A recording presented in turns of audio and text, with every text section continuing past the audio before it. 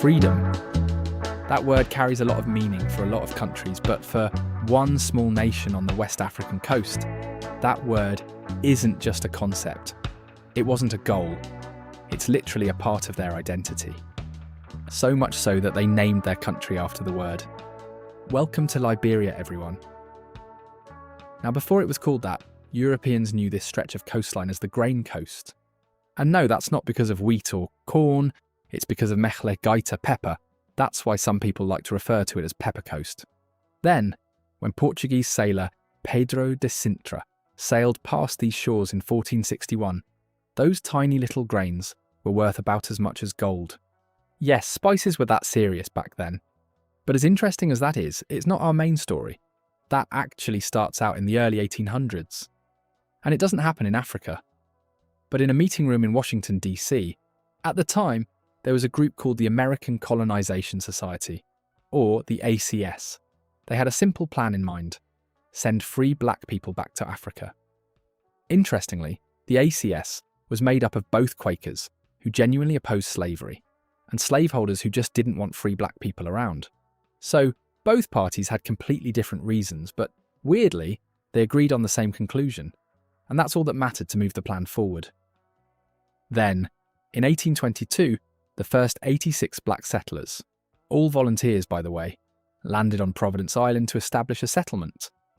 They landed at the mouth of the Mesurado River, which eventually enabled them to found the nation of Liberia. They named their capital Monrovia after President James Monroe, and slowly, more people followed. In 1847, they decided they were done taking orders from the ACS. So what did they do? They did what every other nation did to the people who ruled over them. They declared independence, wrote a constitution modelled on America's, and elected Joseph Jenkins Roberts as their first president. By the time the 1860s rolled around, roughly 16,000 African American settlers and about 6,000 Africans were rescued from illegal slave ships and called this place home. And just like that, Liberia became the first black republic in Africa. But hold your celebration, everyone, because it's about to get complicated. So the settlers, who were also called Americo-Liberians, basically rebuilt the only world they'd ever known. I'm talking Southern-style mansions, English language, Western clothing, Christian churches. They were determined to prove that they could run their own country. And they did. But you have to remember they were still a small minority sitting on top of a massive, indigenous population that had very little say in how things worked. So, as you'd imagine, that tension never really went away. And we haven't even talked about the money, because let me tell you, by the early 1900s, the country was also flat broke. That's when Firestone showed up. In 1926, the Firestone Tire and Rubber Company signed a deal for 1 million acres of Liberian land to build a rubber plantation. Sure, it stabilised the economy, but it also turned Liberia into a corporate rubber state, with terms that heavily favoured the Americans. So, not exactly a fair deal. Then came William Tubman, who was truly a force of nature. He modernised infrastructure, gave indigenous Liberians the right to vote, attracted foreign investment, and helped found the United Nations. What a feat. But there was a small catch. Yeah, he was doing all these great things, but he also rewrote the Constitution to keep himself in power for 27 years, built a network of government spies, and crushed political legacy. So you could say it was quite a complex legacy. Then, by the time Tubman died in 1971, frustrations were boiling. His successor, William Tobert, tried to fix things as best he could. Sadly, it was just a little too late. In 1980, he was shot dead by a 28-year-old master sergeant named Samuel Doe, who also publicly executed his 13 cabinet members on a beach. Finally, the Americo-Liberian grip on power seemed to be broken. Everyone cheered. Little did they know what came next was far worse. After killing the president, Doe became the next leader. Unfortunately, his government was not any better. It was corrupt and brutal. He favoured his own ethnic group and persecuted others. As a result, thousands of Liberians moved across the border into the Ivory Coast, where a former government official named Charles Taylor was secretly building an army. Come Christmas Eve 1989, Taylor crossed back into Liberia with 100 rebels. Thousands joined him almost immediately. And what happened after was tragic. Child soldiers, ethnic massacres, entire villages wiped out, Doe was then captured and executed in 1990. But the war dragged on for years. Eventually, Taylor won the 1997 election. Because let's be honest, people were desperate, and they'd hoped that he would make this nightmare stop. But he didn't. He looted the country and backed rebel groups in Sierra Leone. For that, he was forced into exile in 2003, then extradited, then tried at The Hague. So after a series of corrupt leaders, Liberia was bound for some good luck. Which finally happened in 2006. Liberians elected Ellen Johnson Sirleaf, the first woman ever elected head of state in all of Africa. Unfortunately for her, she inherited a country with a mountain of debt, no functioning infrastructure, and wounds that ran deep. But she took it like a champ. She fired corrupt government officials, wiped out Liberia's foreign debt by 2010, and started rebuilding from the ground up. Then in 2018, she handed power over to George Weah. Yes, that George Weah, the AC Milan legend, in what would be considered Liberia's first peaceful transfer of power. Yeah, believe it or not, the entire story happened in one place. And that place is located just a bit north of the equator. Beside it, you'll find Guinea to the north, Sierra Leone to the northwest, the Ivory Coast to the east, and the Atlantic Ocean on the southwestern edge. Because the coastline stretches about 580 kilometres, or 360 miles, there are a lot of beaches, lagoons, and mangrove swamps.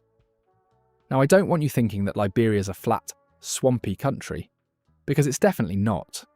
On the contrary, it's more like a staircase. At the bottom, you've got those low coastal plains and mangrove swamps. Then, as the land starts climbing, you'll get rolling hills, then plateaus, and eventually, all the way into the Guinea Highlands up north. That's where Mount Wuterfe resides, the country's tallest peak. Beyond that, you'll find the headwaters of the Niger River, which is the first of many rivers here. But only two others you need to remember, the Kavala River, which forms a natural border with the Ivory Coast, and the St. Paul River, which flows all the way from Guinea and empties into the Atlantic, right near Monrovia, which is their capital, by the way. Close to there, you'll also find Lake Piso, the country's largest lake. It's brackish, meaning it's the perfect in-between of fresh and salt water. Now, while we're talking about water here, Liberia gets a lot of it. So much so that there's actually a local saying that goes, by rain or by sweat, either way you'll get wet. Which is so true, because even though the country has two seasons, mainly wet and dry, it never gets completely dry here. That's because the humidity is off the charts. But don't worry, it's not all bad because all that water and rain, that's actually good for the environment because it feeds the Sapo National Park, which, fun fact, is the country's only national park, and it holds the second largest tropical rainforest in all of West Africa. And the wildlife inside it is something else. Pygmy hippos, forest elephants, pangolin, chimpanzees. Heck, there's even a place near Marshall called Chimpanzee Island.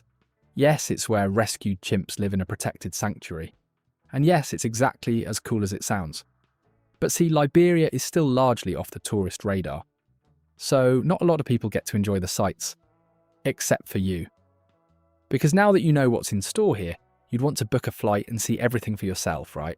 Good thing I've linked the best current flight and hotel deals in the description. That way, you can book for less while enjoying more. In order to do that, though, you've got to be familiar with this one crucial aspect. That's right, I'm talking about Liberia's economy. And let's just say, right now, it's working towards real progress, while still dealing with some really stubborn problems. So here's where things stand.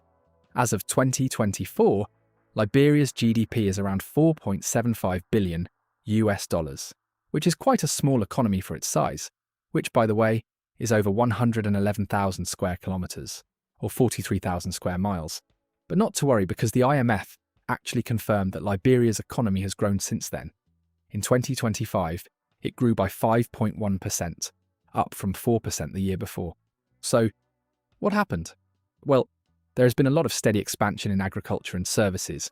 Inflation has also dropped from 12.5% at the start of 2025, all the way down to 4.4% by the end of the year, and the exchange rate has stayed relatively stable, which means on paper things are looking up. But that doesn't always translate the same way in real life, because yes, that 5.1% growth sounds good. However, for a country with Liberia's level of poverty and unemployment, that's just not enough. Did you know that the unofficial unemployment rate is 5.9%? Sounds pretty low, right? Well, that's because it's hiding the real story.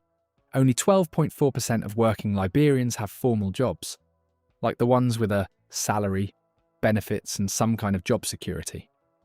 The other 87.6%, well, they're part of the informal economy. I'm talking street vendors, small traders, subsistence farmers.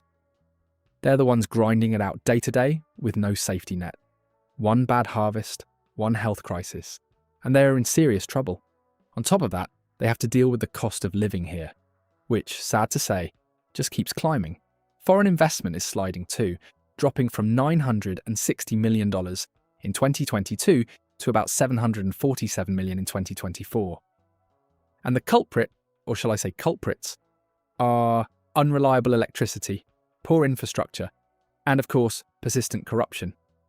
So who's at the bottom of all this, absorbing all the consequences? Those living in absolute poverty. And that number amounts to about 3.5 million Liberians, out of a population of almost 6 million people. That's more than half the country. Yet despite their predicament, the Liberians still find ways to celebrate life in any way they can. Take music, for example. Did you know that Liberia has its own hip-hop scene called hipco? It's a genre that blends English, Liberian colloqua, and local languages into something that's completely its own. Artists have used it to call out corruption and inequality in ways that hit differently when you're living in it. Of course, this genre is more popular with the younger generation. The older ones? Well, they lean toward high life music, which is a warm blend of local and Western sounds that's been around since the 1950s. You best believe when the music plays, dancing will follow suit. Because in Liberia, those two are basically inseparable, which is why festivals like Independence Day on July 26th are a big thing. Besides that, they also celebrate Monrovia Children's Day, which draws kids from all over the country to play games, join performances, participate in friendly competitions, and just enjoy themselves. And here's something you might not expect. Liberia actually celebrates Thanksgiving. I know it's usually an American tradition, but on the first Thursday of November, everyone gathers around to give thanks, because no matter their history, there's still a lot to be grateful for, like national peace and divine protection, to name a few. Oh, and speaking of history, if you're interested in seeing a physical piece of it, the Liberian National Museum in Monrovia holds the country's first national flag and a table gifted by Queen Victoria herself. Tragically, around 5,000 artifacts were looted during the Civil War and never recovered. But on the bright side, there are still about 100 large items left. So out of everything Liberia has been through, what's the one moment or piece of culture you think deserves a spot in that museum? I'm curious to see what you come up with, so please drop your thoughts in the comments below. And as always, if you enjoyed this video, you'll surely love this next one.